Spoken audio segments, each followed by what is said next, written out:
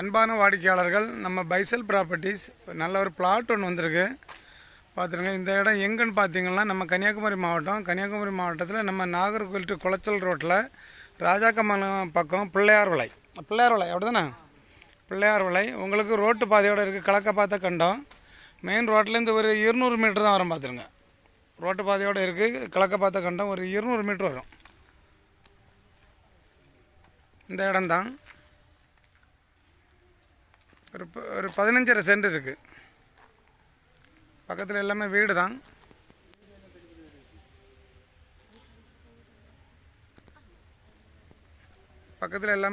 பார்த்துடுங்க. ஒரு சென்ட்டுக்கு 5 லட்ச ரூபா கேட்குறாங்க.